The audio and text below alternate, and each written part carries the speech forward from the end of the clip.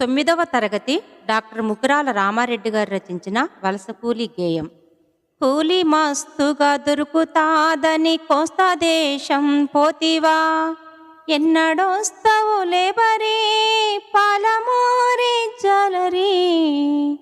గోకులాష్టమి దాటిపోయిన గొడ్ల డొక్కలు గుంజిన, వాగులల్లో వంకలల్లో వానపాములు ఎండినా, చినుకురాలే ఆశ లేదని చెర్లు పంటలు పరవడని, కూలి మస్తుగా దొరుకుతాదని కోస్తా దేశం పోతివా, ఎన్నడొస్తావు లేబరీ పాలమూరి జలరీ.